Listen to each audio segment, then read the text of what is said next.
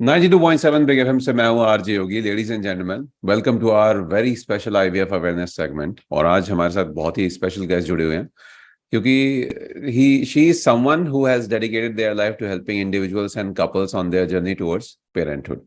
So let's welcome Dr. Priya Varshney, an esteemed fertility specialist and expert in the field of in vitro fertilization.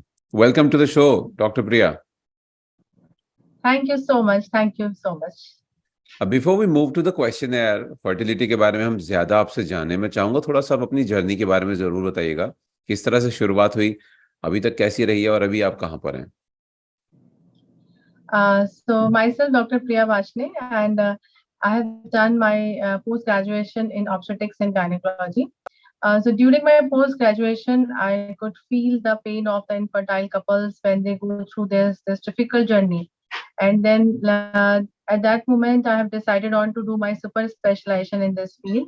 And then I have done my super specialization in reproductive medicine. And after that, I'm practicing into infertility and IVF for the last 14 to 15 years. And at present, I'm practicing at Cloud9 Hospital, Sector 14, Gurgaon. Wonderful wonderful. चलिए तो शुरुआत करते हैं। सबसे पहले जो जहन में सवाल आता है वो यही कि इनफर्टिलिटी है क्या और कितना कॉमन है ये कपल्स के बीच में? देखिए, इनफर्टिलिटी की बात करते हैं तो जिन कपल्स को बेबीज कंसीव करने में प्रॉब्लम होता है, उनको उसको बेसिकली हम एक इनफर्टिलिटी एक लेवल कर देते हैं उनका वर्ड। बट अगर हम डेफिनेशन से जाएं तो if a couple is having problem in conceiving after 1 year of trying naturally during their fertile periods, then it is termed as a infertility. Nowadays, infertility is not called as infertility, it is called as a subfertility because there is some dysfunction, but that dysfunction can be corrected over the period of time.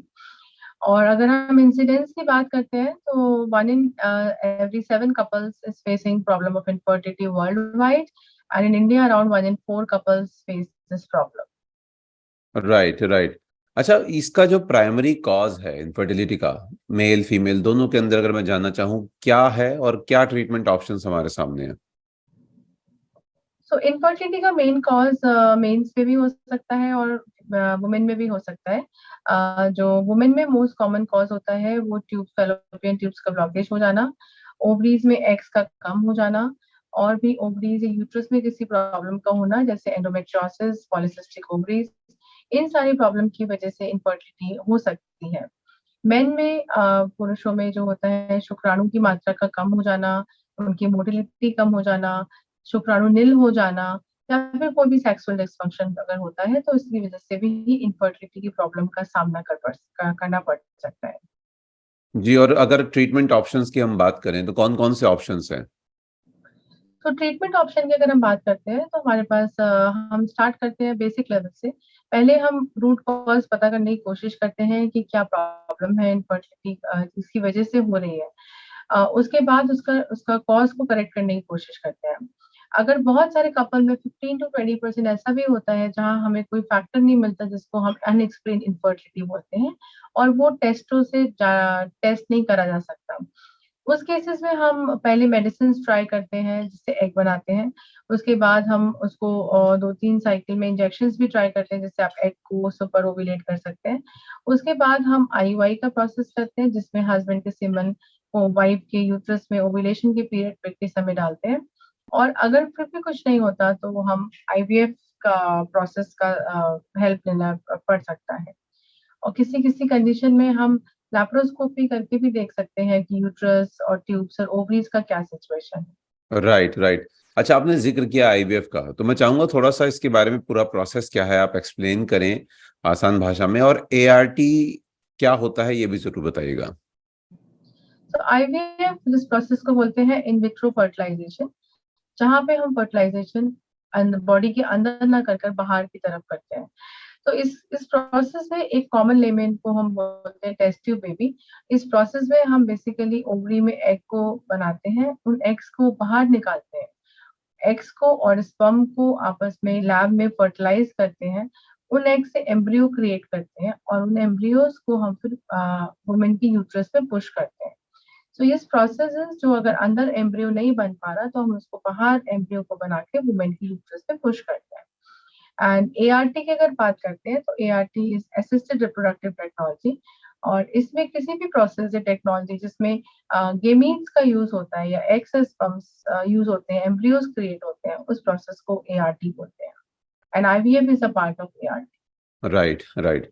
अच्छा, ये अगर मैं जानना चाहूँ आपसे कि जो IVF का सक्सेस रेट है वो कितना है और कौन कौन से फैक्टर ऐसे हैं जो इन्फ्लुएंस कर सकते हैं उसकी सक्सेस को? तो अगर हम ओवरऑल सक्सेस की बात करते हैं IVF का, तो एक साइकिल में अगर हम IVF करते हैं तो chances of success is around 50 to 60% in one attempt. And IVF का सक्सेस डिपेंड करता है आपका what is the quality of embryo, what is the age of the patient, what is the factor for which we are doing IVF, how is the uterus lining, and how are the other factors which are governing the success of implantation। तो ये सारे factors decide करते हैं कि एक cycle में success होने के चांसेस कितना है। Right, right. एक चीज और जानना चाहूंगा आपसे कि क्या लाइफस्टाइल चेंजेस करने के बाद फर्टिलिटी को इम्प्रूव किया जा सकता है और जो चांसेस हैं इसके आईवीएफ की सक्सेस के, इनको बढ़ाया जा सकता है? सो लाइफस्टाइल चेंजेस यस बहुत इंपॉर्टेंट होते हैं, कोई भी फर्टिलिटी ट्रीटमेंट के लिए का पार्ट होते हैं वो।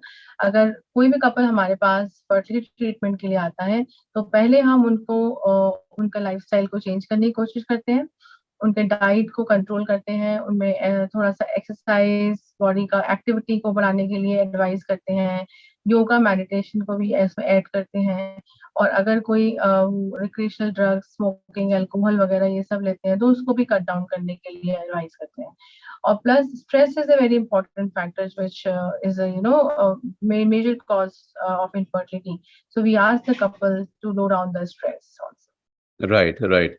अच्छा, जैसा ट्रीटमेंट थोड़ा सा कॉस्टली है, so are there any financial consideration या फिर असिस्टेंट ऑप्शंस अवेलेबल हैं जो लोग आईवीएफ के लिए जा रहे हैं? हाँ जी, आजकल IVF काफी ऑप्शंस हो गए हैं कपल में। सो IVF can be whole cost can be converted into the EMIs, into 6 months or 1 year EMIs। Many companies do cover them under the insurance package, तो पेशेंट को उसको कैशलेस इंश्योरेंस भी हो जाता है। Depends upon your insurance covers the fertility और not.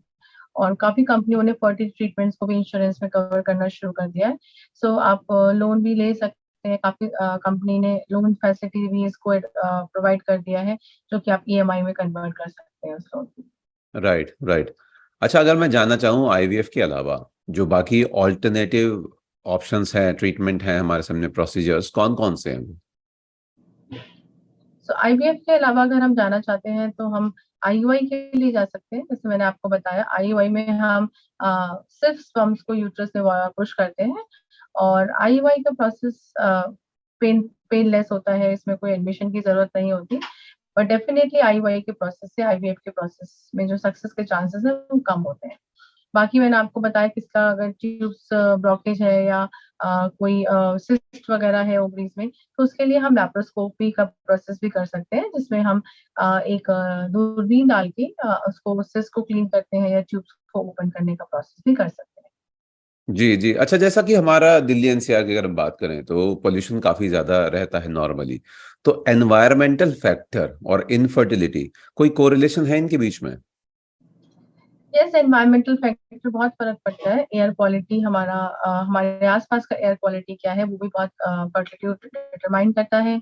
हमारा आसपास खाने पीने का जो सोर्स है वो हमें कहाँ से मिल रहा है, because increasing use of pesticides, fertilizer, जो केमिकल्स हैं वो काफी हमारे फूड में और फूड प्रोडक्ट्स में होते हैं, जिसकी वजह से फर्टिलिटी अफेक्ट हो सकती है। Use of other chemicals, like use of all those hair dyeing cream, hair coloring creams, and many other chemicals like formaldehyde and all. This also affects the fertility. Plus, I told you about the diet and all. What we are taking is not very healthy nowadays. Along with the use of smoking and alcohol is increasing day by day. So these all are factors which governs the fertility, and we can modify them if we want to improve the fertility. Right, right. अच्छा, आपकी तरफ से क्या एक सलाह रहेगी individuals या couples को जो कि माँ बाप बनने के बारे में सोच रहे हैं और आईवीएफ को कंसिडर कर रहे हैं? So first and foremost is people who come to me for fertility treatment, they are having a lot of stress because they consider fertility is a very quick natural phenomena. So people don't try for conception for years, but once when they start planning, they think that it's very quick job and it should happen immediately. So again, the chances of natural conception is not more than 20-25% in one cycle. So you should give enough time whenever you are planning to conceive and don't take stress about it.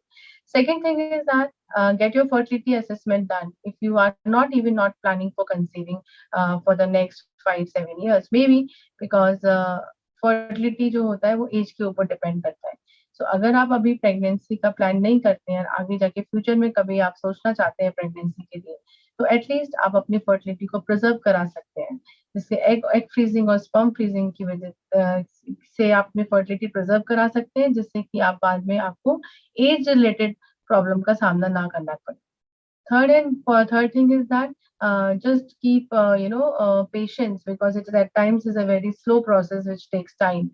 So you have to keep patience, have to treat the cause and believe on the doctor, whatever you whoever is treating for you, so that you just get the result. So stress avoid करना है, lifestyle changes करने हैं और इसको थोड़ा time देना है. बस यही एक बात है. और आगे इसको IVF का प्रोसेस, आजकल टेक्नोलॉजी इतनी ओल्ड हो चुकी है, we are celebrating IVF day.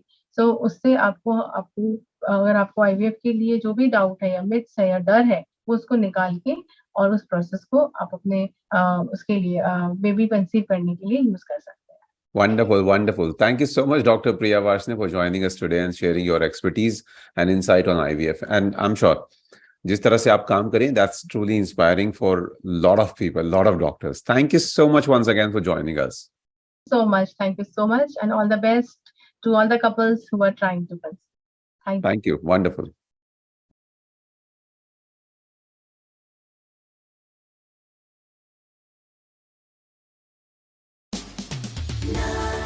Two.